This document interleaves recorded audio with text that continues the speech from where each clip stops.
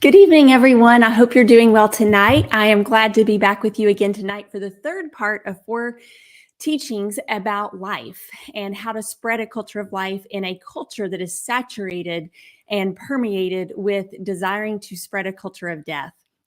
So I am Leslie Seagraves. I'm the president of a mission organization called 1040 Connections. And what we do in our organization is we try to catalyze disciple-making movements among the unreached peoples. And we do that by defending life and multiplying leaders and some other little ministries here and there. I'm also an apologist, a pro-life apologist with Life Training Institute under Scott Klusendorf. And I do want to just call out to everyone, if you want a great book about life, this is called The Case for Life. It's a great read, nice and thick, a great read that really helps to take you into the worldviews of our culture, to understand how to defend life with science, with logic, with philosophy, understanding the worldviews that are at play in our country right now. So, as you know, the first teaching that we did was about the spiritual realm and how the spiritual realm presses down on the natural realm. And by the spiritual realm, I do mean the demonic principalities, because we are fighting arguments that actually originate in the air and they come down into our ideas, into our opinions, and they battle with what is true and what is truth. And so we have to understand that spiritual dimension so that we can know how to live within that dimension, but then using the weapons God gives us, which is strategic prayer and understanding arguments in order to show what is true and what is valid and what is real. The second teaching, we talked about the pro-life narrative that we can find through scripture, the names of Jesus, the stories that we find in the Bible. He's the sustainer, the author, on and on. And then we went through 3 passages that pro-abortionists use to try to support abortion using the Bible. They fail because they fail to understand the proper context of the passages. This week, we are moving into how do we use logic and science and philosophy to defend life? Is it possible?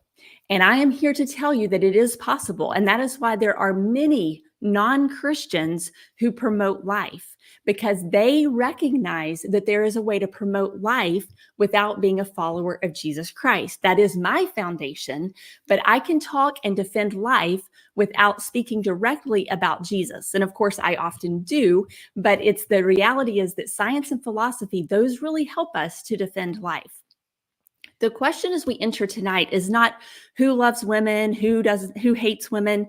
That's not the question when we move into the defense of life logically. The real question, the question that we all have to ask is, who counts as one of us? And so that's what we're really going to be looking at tonight, is who counts as one of us.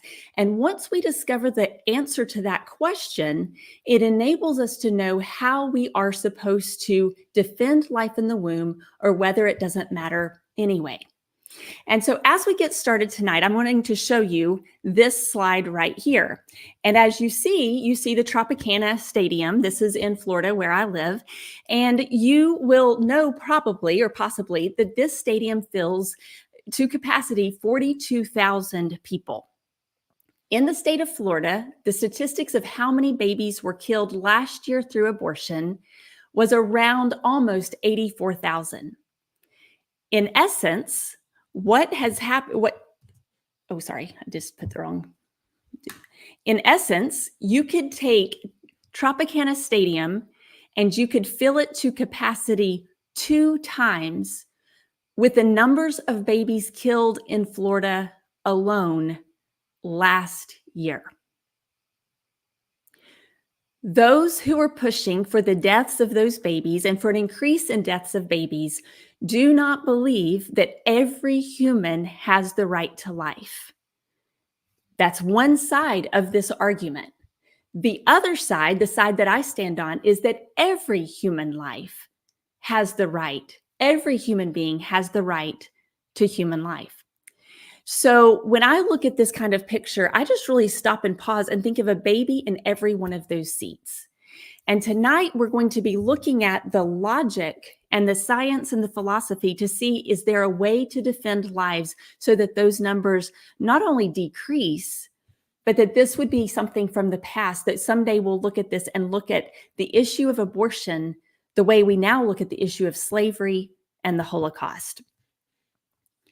As we begin tonight, we want to start with the concept of truth, objective and subjective claims. I want you to listen to what I'm saying and see if you can tell what is the difference. Chocolate ice cream is better than vanilla ice cream, compared to it is wrong to torture a toddler for fun. Were you able to tell the difference between those claims? I hope so. The first one, chocolate ice cream is better than vanilla, is a subjective claim. It's telling you something about me, the subject. I prefer chocolate. I like chocolate better than vanilla. So if I had a choice, I'm always going to choose chocolate ice cream. It's based on my preferences. The second thing that I said is it is wrong to torture a toddler for fun. That is an objective claim. It's an objective moral truth. In all context, all of us, I hope, understand that it is objectively wrong to hurt a toddler. That is an objective claim, which means it is a truth that is not based on my likes or my preferences. It is a truth that resides outside of myself. It is something that is true regardless of whether I like it or agree with it. What has happened in our culture with the issue of abortion is our culture has done a fantastic job taking the issue of abortion and moving it and causing people to think that abortion is a subjective truth rather than an objective truth. Let me give you an example. If you were to see this on a bumper sticker, against abortion, don't have one. What kind of claim is this person making? An objective claim or a subjective claim? If you said subjective claim, you are exactly right. They are saying, hey, you don't like abortion? Well, just don't have one. What if I changed that statement and I said, don't like slavery? Don't own a slave. That is troublesome. That is horrible. The issue of abortion, the culture has done a great job making people think that it's based on your preference. And so therefore, everyone else needs to just move away because this is what I prefer or what I believe is the right way for America to be. But the reality is that abortion is not a subjective claim if the unborn are human. And that's what we're going to look at tonight is what are the unborn? Who really counts as one of us? I want to bring this whole issue of the pro-life argument into a statement, 3 sentences. And this argument, the pro-life argument that I'm about to tell you, is one that you need to memorize word for word. It's called a syllogism. And a syllogism is basically an argument based off of logic. And it has a premise 1, a main premise, it has a minor premise, and then it has a conclusion.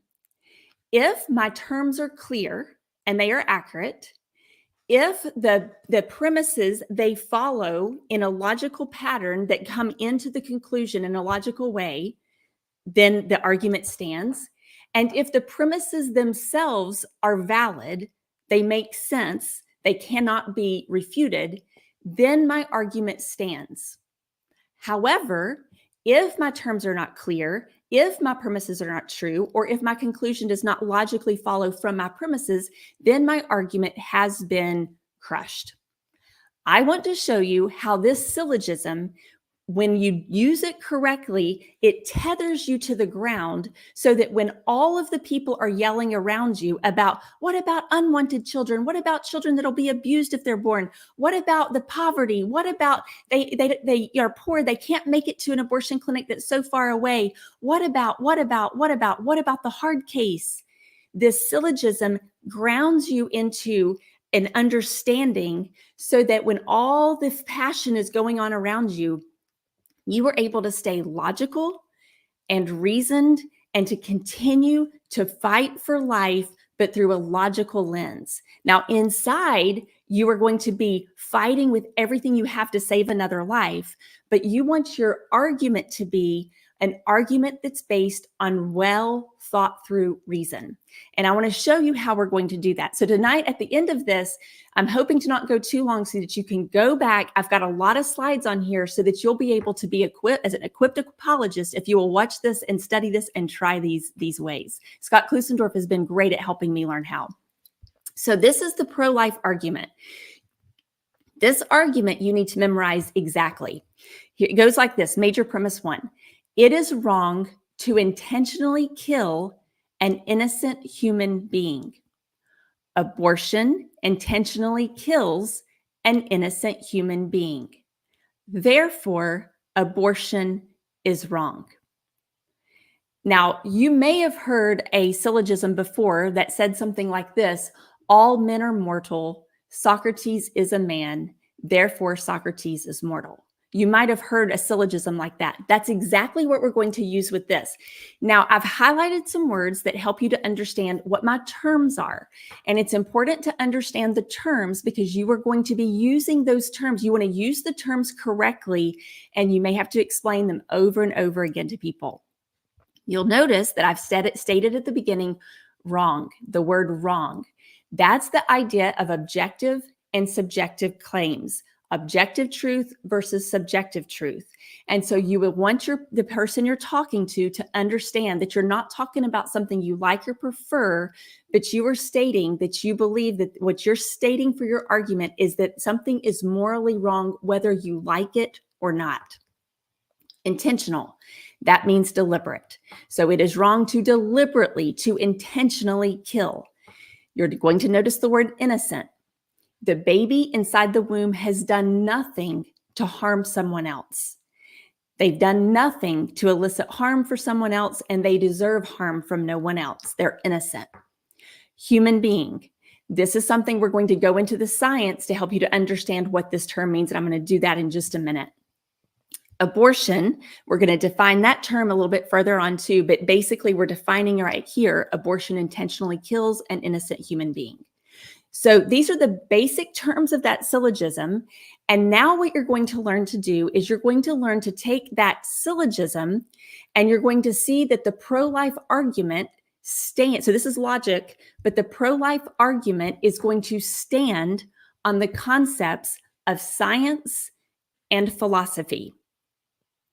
So as you know, science categorizes things. This is a lizard. This is a bird. This is a dog. This is a human. So it categorizes things in the animal kingdom and the plant kingdom. Philosophy, so the science defines, okay, this is the species human. Philosophy tells us how to treat humans. Science doesn't tell us how to treat humans, but philosophy tells us how to treat humans. So that is why this syllogism in this one argument, we're going to build out from that argument the science and the philosophy.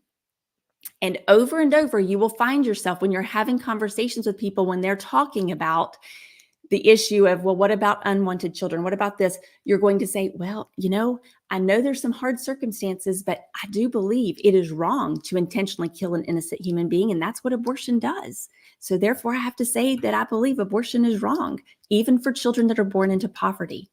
So if I had a lot of time, I would do role plays with you and get you to kind of interact with me, but you get the idea. So let's go first into the idea of science. And before we do that, I want to make sure you remember that this boils down to the main issue: who counts as one of us? And so in order to ask that question, who counts as one of us, we have to ask the question, well, what is the unborn? If the unborn is not a human, then many people are right to say it's no different than getting your tonsils removed. However, if the unborn is a human being, then that changes how we can look at the issue of abortion. And so I just want you to see that though people talk about abortion is so complex, really this is the essence of the argument. Who do we say counts as one of us? And we're going to build this in the next bit of time. So I'm going to make this a bit bigger for you so that you can see it. I've put it in words instead of just talking to you because I don't want you to have to go back and try to write down what I'm saying, but I'm going to make this big in just a minute. But basically, the concept of science is that the science of embryology, it says that from the earliest stages of development, you are already a distinct, living, and whole human being. Let me make this bigger so you can see it. Let me just read this to you. I can say this by memory. You should be able to say this by memory or work on it to where it comes out naturally. So I can say this, I might miss a word here or there, but the concepts you want to have very clear in your mind. So listen to this, and you can do this in 60 seconds or less. The science of embryology teaches that from the first stages of development, the one cell stage, you were already a distinct, living, whole human being. You were not part of another human being like a skin cell. But from the beginning, you were a whole member of the human family. You only needed to grow and mature. That's your science argument. We'll build out of it, but that's your science argument. This is your philosophical argument. There is no essential difference between the embryo you once were and the adult you are today that justifies killing you then, but not now. Size, level of development, environment, or degree of dependence are not good reasons that we could kill you then, but not kill you now. Okay, you may think, oh, I would never be able to say that. You would be able to say that. So I'm going to see, I don't want you to get distracted. So I'm going to leave that up there, but just try to listen. So in essence, what we're about to do is I'm about to show you how the science of embryology states that from your very beginning, the one cell stage, you were already a distinct, living, whole human being. You weren't part of another human. You were on your own, already part of the human family.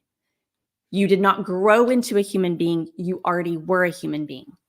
And then we'll move into the philosophy in just a minute. But let's go ahead and look at this. So this is what you used to look like. You were beautiful.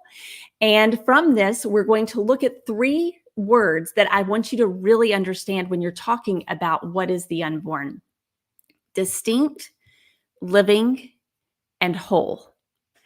These are 3 words that science books, embryology textbooks will talk about. And I'm going to show you a quote in just a minute from an embryology textbook. The other day, I gave my class that I'm teaching about 10 quotes from 10 different embryology textbooks. I'm going to give you one. But first of all, distinct. This basically means you are not the same as your mom or your dad. You have your own DNA. You have your own set of chromosomes. You are distinct. It took, well, I don't want to move into, let me just do it this way. When your fingerprints began to develop on your body, it took 7 weeks for your distinct set of fingerprints to be developed. You are a distinct human being separated from your mom and from your dad. You are your own. You are living. Dead things don't grow. And inside the little embryo, the tiny little embryo, they direct on their own maturation process. They're doing their own cellular respiration. They're taking in oxygen from the umbilical cord and doing respiratory issues on their own. Their blood is pumping, all kinds of things in the development of the human baby. But living, dead things don't grow. And this is not constructed from the outside. Like if you were building a house and you would have a contractor that's saying, now we need the electricians to come. Now we need this to come. Now we need this to come. This is happening all within the embryo. The mom is not directing the process of the growth because at this stage of development, the embryo as a tiny little human being knows how to develop into a larger human being. They are a tiny human being that simply grows and develops more fully. Whole. From the very beginning, from the one cell stage, you were already a whole human being. You did not grow into a human being. You were a human being. It was not an embryo that is separated from yourself. You sitting there watching once were an embryo, a beautiful little embryo. So let me show you this is a funny, I saw this meme one day and thought it was pretty funny, sad, whatever you want to put in. This is how pro-choicers think pregnancy works. clump of cells, clump of cells, clump of cells, clump of cells, clump of cells, clump of cells, clump of cells, clump of cells, clump of cells, 0.5 seconds after birth, human being, yay! And then this is how pregnancy actually works. Month 1, 2, 3, 4, 5, 6, 7, 8, 9. So when people say you're just a clump of cells, they're denying science. I was at a March for Life, and there was a big group of protesters that were making all of this noise and had the megaphones and were trying to disrupt and cause chaos and saying terrible bad words. And so one of my kids, my oldest, she was like, let's go up to where they are. And so I said, well, let's just march. And then at the end, we will approach them. So as we were walking, they were in the back of us, and then they came beside us and they went up to the front, and I started reading their posters. And on one of the posters, it said, you were only a clump of cells in the womb. And so as I was praying, saying, Jesus, how do I approach them after the march is finished? What can I say? And I saw that poster and I was like, aha. So I walked up to them and I said, excuse me. And when they turned towards me, there was just anger in their faces. And I said, oh, I just had a question. And they said, okay. And I said, do you mind answering it? No, just sarcastic and rude. And I said, well, I just wanted to know, would you say that you're pro-science or would you say that you're anti-science? And they said, of course we're pro-science. Why would we not be pro-science? And I said, well, I was just looking at your poster and it said that you were only a clump of cells. And that's actually anti-science, because embryology textbooks around the world actually claim that from the very beginning of the one cell stage, already a distinct living and whole human being existed. It wasn't just a clump of cells. Well, they didn't like that. But what I was trying to do is to put a pebble in their shoe to make them say, see, you're actually revealing that you're anti-science. And I want you to see at the end of this, you are standing on the side of science. Okay, let's move on. So I want you to know that by looking at this, after I show you this, when you're having conversations with people, you can actually say you've seen in an embryology textbook, because this is embryologist O. Rahili and Muller in Human Embryology. And I'm going to read this to you. Although life is a continuous process, fertilization is a critical landmark because under ordinary circumstances, a new genetically distinct human organism is thereby formed. So that's from an embryology textbook. I will give you a site later on if you want to read multiple quotes from embryology textbooks, but it is it's a scientific fact that once the sperm and the egg meet, that there is a new living human being that exists that is separate from the mom and the dad. I want you to see what people that are pro-abortion say about this scientific process. So this is Dr. Alan Guttmacher, who is a pro-abortion doctor. He wrote a textbook, Life in the Making. He also wrote textbooks on how to do abortions, how to perform them. And he actually said, this all seems so simple and evident that it is difficult to picture a time when it wasn't part of common knowledge. And what he's talking about is it is common knowledge to know that a human life begins at fertilization. Now, on the grassroots level, you're going to hear people all the time say, we don't really know when life begins. That's a lie. Embryologists who study human development know when life begins. It begins when sperm and egg meet. Pro-abortion advocate Peter Singer, he's a professor at a university. He is a definite pro-abortion. He believes actually in infanticide up to a year old. So this is where this abortion issue actually eventually goes. And he says there is no doubt that from the first moments of its existence, an embryo conceived from human sperm and egg is a human being. So embryologists, scientists understand, and pro-abortionists understand that what is the unborn? A human being at a tiny phase of development. Now, if you were to see this, you're right. It does look like a shrimp a little bit. This is a 7-week in utero fetus. And this is, you may say, but it doesn't look like a human being. But your intuition would be off if you said that is not a human being simply because it does not look like a human being. We were speaking one time, and when we were leaving, Jolie had a baby doll that looked like a real baby doll. And I was holding her and the diaper bag and some things, and Chad was holding all of our supplies where we were speaking. And then he noticed her baby on a bench. And so he picked up the baby by the leg. And he started walking, and we were trying to, get all our stuff out. And he knocked the doll baby's head on the bench, the back of the bench. And someone saw from afar and ran over to help. He thought that Chad was carrying Jolie by the leg. And as he got closer, he realized it was a baby doll and just stopped and was like, oh my goodness, it looked just like your daughter, And so his intuition was wrong. Though it looked like a true baby, it was not. It was simply a doll, just like this does not look like a human being, but this is a human being. This is what a human being is supposed to look like at this stage of development. So you used to look like this as well. You were beautiful like this. This is 7 weeks in utero, what you're supposed to look like. This is 1-year-old of a human development. This is a 4-year-old, what a 4-year-old is supposed to look like. And this is what a 16-year-old is supposed to look like. If we continued to have pictures as the 16-year-old continues to grow, we would see her eventually at 70, 80 years old with gray hair, wrinkles on her face, looking exactly like a 70 or 80-year-old woman is supposed to look like at that stage of a development. At 16, I have no right. She's valuable, obviously, and she deserves to be defended her life. She's no less valuable down here at 7 weeks in utero that claims I could kill her then, but not now.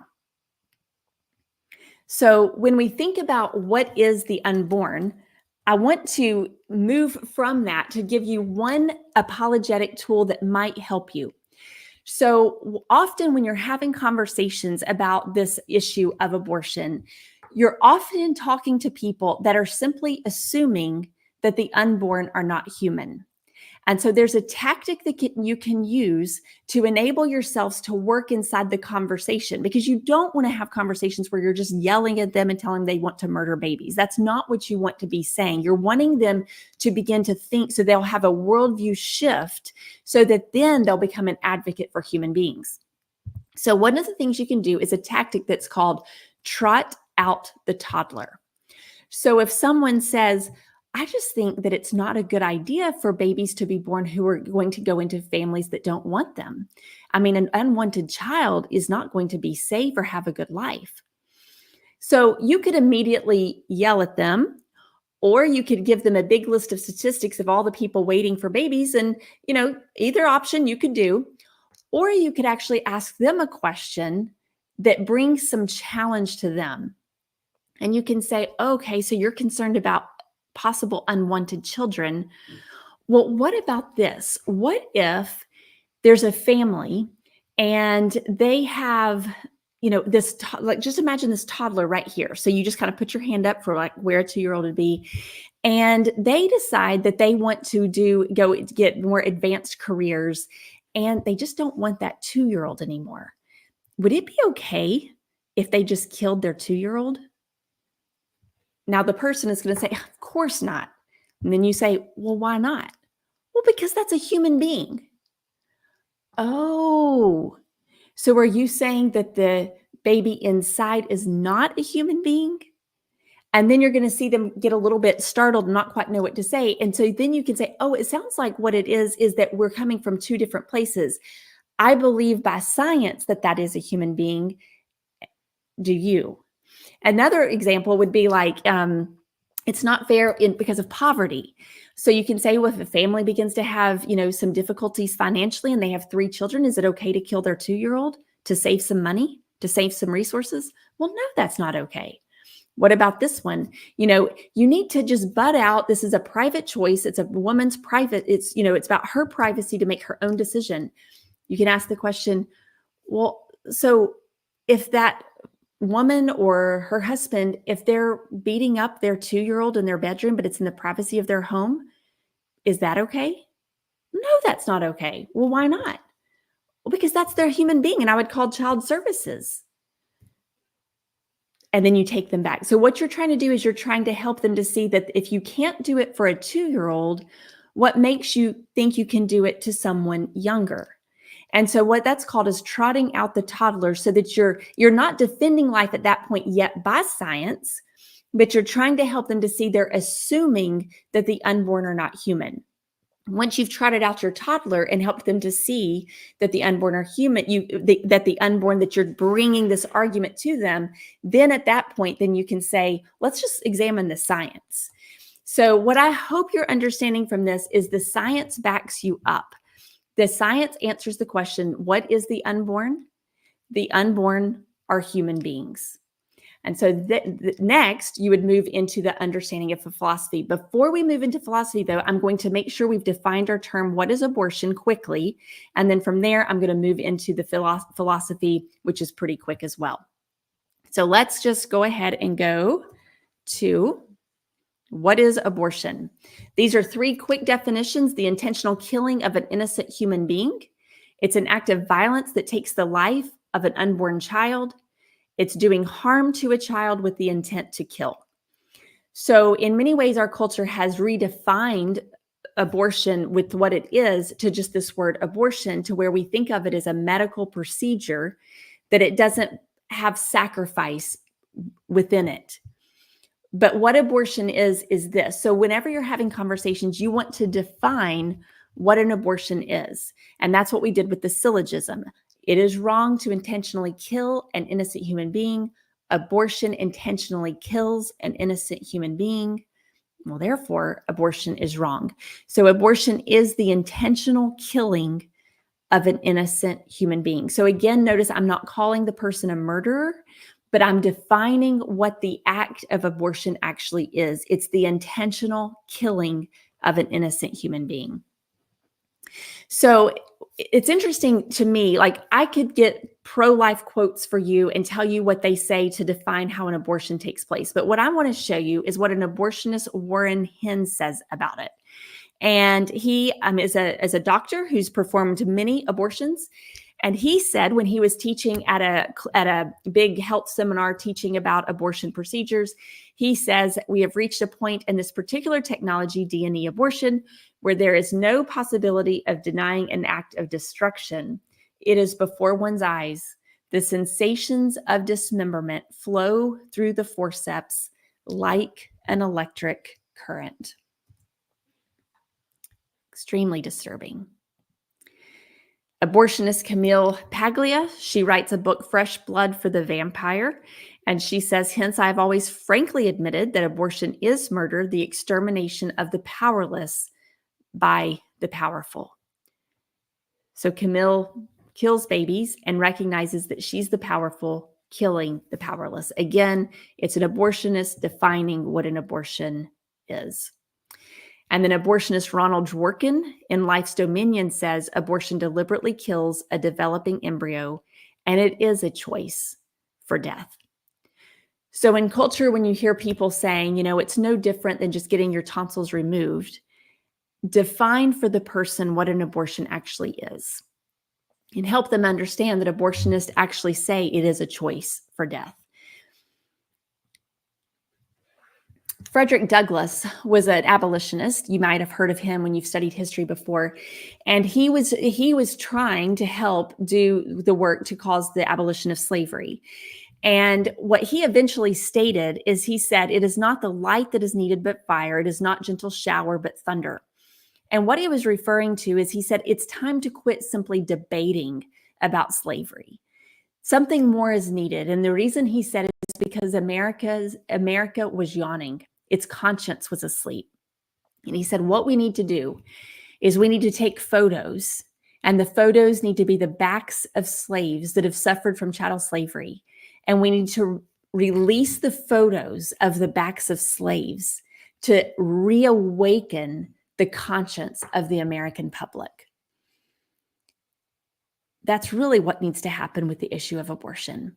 It's hidden, so you can't see the mounds. We can't hear the screams of the babies. And so sometimes, like Frederick Douglass is saying, sometimes it requires us showing the images. I'm not going to show you images tonight since I don't know who's watching, and I just don't want to show you that, but I am going to give you a website, abort73.com. And on that, you can find pictures, heartbreaking pictures of babies that have been aborted at different stages of development. And I encourage you to go in and look at a couple of pictures, because the pictures speak what 1,000 words may not be able to speak. But I do want you to know, I was listening to an abortionist who has come out of that and has been a beautiful life now, trying to spread a culture of life.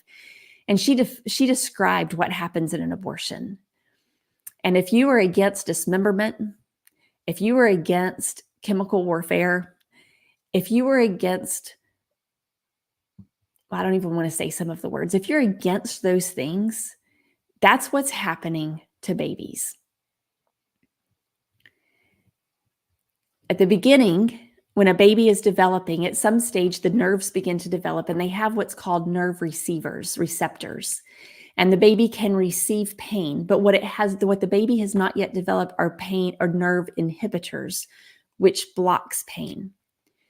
So once the baby feels pain, which is very early in the pregnancy, once the baby can feel pain, when they are experiencing an abortion, where possibly an injection is going into their heart to give them a heart attack, or the vacuum begins to go off and begins to pull them apart, they are experiencing more pain than you would feel if the same thing were being done to you as an adult, because you have nerve inhibitors, which would help block some of the pain from getting to your brain. What's happening through the issue of abortion is brutal and barbaric. It's the intentional harming to kill innocent human beings. And I know, because you're listening, you know that. But what I'm hoping you understand is that you can defend what a human being is scientifically. And now let's make sure that we can defend a baby philosophically. Oh, before I do that, I'll quickly tell you what's the biggest kind of abortions happening in our country right now are called chemical abortions. They call them medical abortions. It's actually a chemical abortion, in my opinion, because it's being done with drugs. So there's 2 pills that are given to the woman. The first pill is mifepristone. This is the RU486 pill that you've probably heard about. It works to block progesterone. Basically, progesterone is what nourishes a child. So in effect, when that is blocked, it starves the child. So the first thing you're cutting off from the child as you begin this chemical abortion is you're starving the child, you're withholding nutrition from the child. But within 24 to 48 hours, the next pill that the people take is a misoprostol, I think it's called. And that drug causes cramping and bleeding, and it discards the baby. The problem, well, there's lots of problems, but one of the issues with these is that you can call in, you can mail, you can order these from overseas. They can come through the postal service.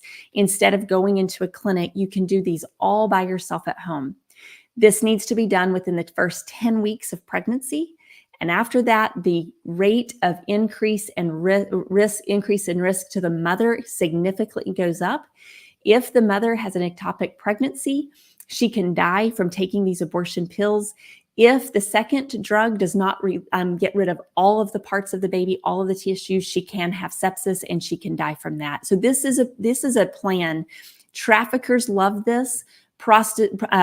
Brothels love this because you don't have to have a doctor that's overseeing little children that are being hurt, little young teenagers that are being hurt, never have to see a doctor. So the pimp can go in, get the pills, give them to the child, to the minor, and they can be given abortions that can actually cause massive damage to the young woman.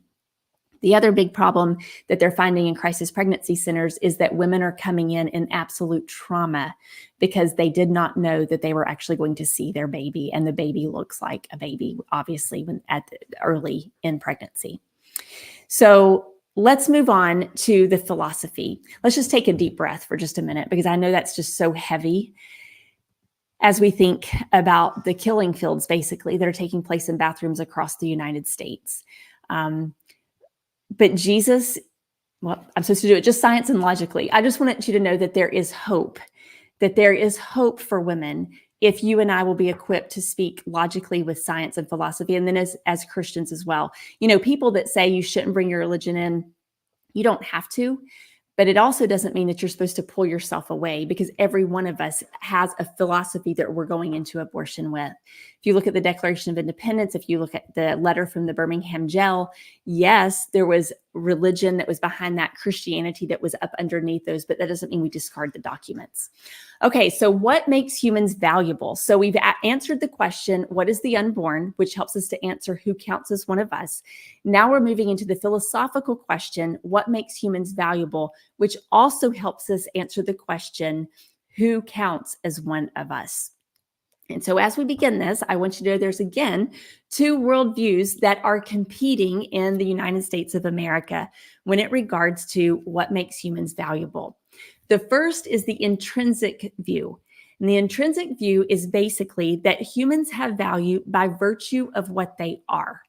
Simply that they are human beings, they have virtue, and they have value. The second is the performance view. And this is the view that humans have value based on what they can do. So you can already see from these two different competing worldviews that really only one of them leads to human equality. In the first one, regardless of your abilities, this is stating that you have value by virtue of what you are, a human being. The second one, you have to be able to do something for you to have value. Now that brings into question who is determining what you must be able to do to have that value. And that is exactly the problem, is it's arbitrary. It's different people come up with different things. Well, 6 weeks, 8 weeks, 12 weeks, 16 weeks, 20 weeks, 24 weeks, all the way up to birth, and then Peter Singer, all the way a year later. Until a baby can do certain things, the baby is not worthy to be protected and can be killed within the first year of life, according to Peter Singer. And he's an ethicist. It just makes me, yeah. So a man named with the last name of Schwartz, he came up with an acrostic to help people to be able to understand that there are issues, there are size, level of development, environment, and degree of dependence are what these stand for, that those do not give essential reasons that say I could kill you then, but not kill you now. So let me make sure I'm going in the right place that I want to go right there. So there are no essential differences between the person you are today and the embryo you once were that justifies that I could kill you then, but not kill you now. So size, level of development, environment, and degree of dependence are the 4 letters and phrases I want you to remember, because these are the things that we can use to talk about that it's not based on what we can do that makes us valuable. So quickly, size. This is the idea that the question you can ask is, why does body size determine who has more value? So if I were to have Chad come stand up beside me, you would see that he's bigger. Does he have more value than me? So I am bigger than Jolie. I'm bigger than Phoebe. Jolie's bigger than Phoebe. Does that mean that Phoebe has less value than we do because she's the smallest in our family? Absolutely not. So the size of the baby, just because the baby is small, does not mean the baby has less value. The second one we can look at is level of development. It is true that an embryo, a fetus, a little baby in the womb has less development than a 6-month little girl. It's true. And a 6-month little girl has less development than a 20-year-old young woman. Does that mean that we can kill the 6-month-old because she's less developed than the 20-year-old? Well, absolutely not. So who's to say that it's one's level of development that says that they have less value and can be killed? There's no essential difference between the level of development that says I can kill you because you're less developed, because someone who's better in math can make a determination that all the math whizzes are the ones that should live and the other ones that aren't as good do not have to, or whatever arbitrary thing we want to bring up. Third is environment. This is the idea that our value is not determined on where we exist. So inside the womb or outside of the womb, there's no essential difference in the human being that person is. It's just that they're living in a different place. So the question is, how does a journey 8 inches down the birth canal change the value from the baby that was within that could be killed legally to the baby that is born that cannot be killed legally. So environment is not an essential difference that says I can kill then when they're living in one place and cannot kill now when they're living somewhere else. And the last one is degree of dependence. And yes, the baby in the womb depends on the mom. But when does dependence on another human being state that we can kill the one that's dependent on the other? So if you've ever gone into a surgery and you're unconscious as they're doing surgery on you, do they have the right to kill you because you're depending on the anesthesiologist to do the right thing? And just because you're dependent, it's okay legally to kill you? So if you look at size, level of development, environment, and degree of dependence, yes, a baby is tinier, less developed, lives inside the womb instead of outside the womb, and has dependence on the mom at that time. But those are not valid reasons that say that we can kill them then and not kill them now when they're a toddler or a little girl or an older woman. So when we look at this from a philosophical issue, we realize that these issues are not good reasons that we can kill babies. It doesn't say I have women's rights and so therefore I can. And when we begin to do that, we turn into the powerful having power over the powerless. Now, what people have done in the abortion realm is they have said, they'll even concede and say, okay, it is a human being, but they're not persons. And they begin to go into what's called the personhood argument to claim that until a baby has a certain amount of ability, can feel pain, until a baby can have conscious thought, until a baby can want to live, until a baby can, and they have a list of things that a baby has to be able to do before that baby is considered a person that's worthy to be protected. Now, it's interesting because when you study the personhood argument and the abortion arguments being used today to claim they are humans but not persons, you realize it's the same arguments that were used to support slavery, to support the Holocaust, and are now being used to support abortion. Whenever you make a list of arbitrary reasons that a person is not quite the same as someone else and therefore can be mistreated or harmed until death, you will never stand on the right side of history. And I always tell my children that I know I can have a better idea of what I would have been like during the Holocaust and what I would have been like during slavery based on what I'm doing about abortion now. Because during the Holocaust and during the slavery, it was not popular to be against slavery or to be against the Holocaust. It required a cost. It required sacrifice. And that's where we are on the issue of this human rights issue of abortion. I want to show you one quick fact, and then we're going to close up for tonight. I want you to look at these astounding links to death. Now, I'm not going to pronounce all of these things right because I've never taken German, but I want you to look at this. I'm going to put this in big screen so you can see it.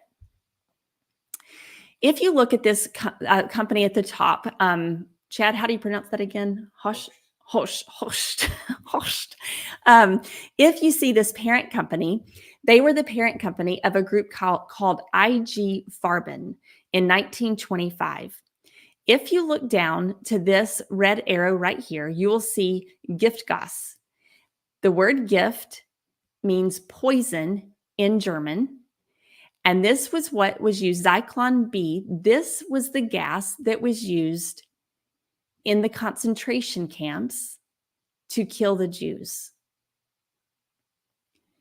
If we move on, we'll see that same parent company funded a group called Russell O'Clough. Not sure how to pronounce that. They then had a company from them. So the parent company has the company, and Russell O'Clough created one product. They had a Danco was a company that came out of Russell O'Clough. Danco had one product, and it was the RU 486, mifepristone. Do you see the connection? The same parent company funded the money through this organization, IG Farben, to create gas to kill the Jews. The same parent company is funding another company that's creating a product that is the pill that is being mailed to people through the Postal Service. RU 486. Are you catching the connections? If you take what I spoke about the first time, you will see that that is a stronghold that's moving down, that's looking for persons to destroy. And abortion is that issue that is being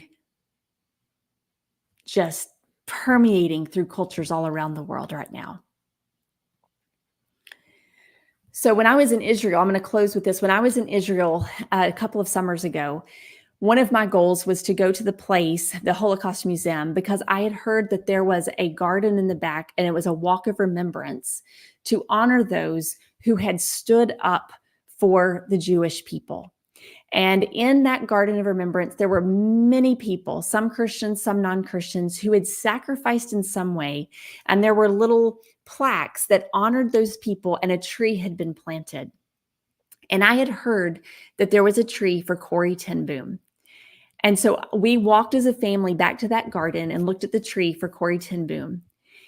And I just think about if there was a garden that will be planted someday for those who are fighting for life, would your name be there? Are you defending life scientifically, philosophically? Are you knowing what is the unborn, a human being? So when we know what is the unborn, a human being, how do we treat the human being? That's the question. And this young girl here that you see on this bed right here, this was in a maternity home, 14 years old, finds herself pregnant.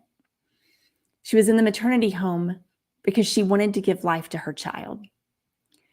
Now we can hear the arguments happening from the United States, like it's her choice, it's her right, it's her body.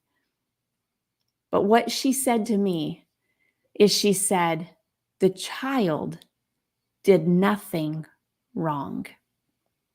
And I am trusting that I, though I am small, will be able to give birth to this baby. And I went on and asked her, I said, are you thinking at this time that you want the baby to be adopted? Do you want to raise the child? What are you thinking right now? And this is your choice, whatever you think is best. And we talked a little bit about what she was thinking. And I then told her, I said, I want you to know that if you choose adoption for your child, you're the hero of the story. And I explained about the hero that's in my daughter's story that knew she, in her situations, could not provide for Phoebe what she was needed. And I said, you're the hero if you choose adoption. It's a hard decision. I said, and you're also the hero if you choose to raise this child. I said, you're a hero because you've chosen life. And whether you raise the child or allow someone else to adopt and love and cherish your child, you have chosen the heroic act.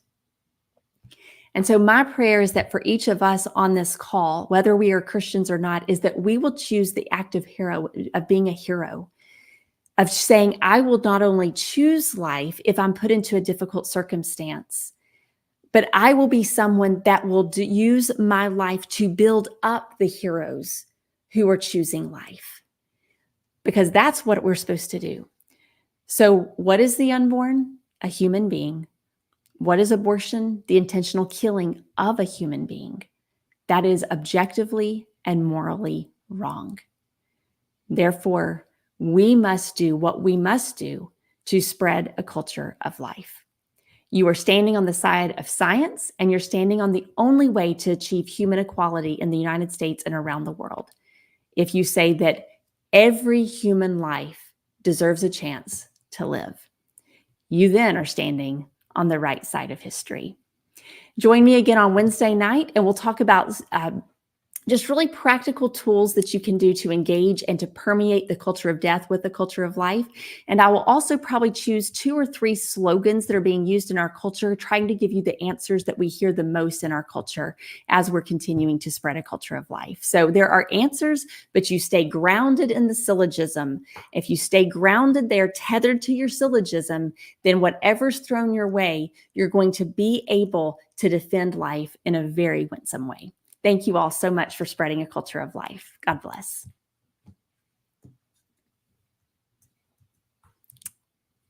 See you Wednesday.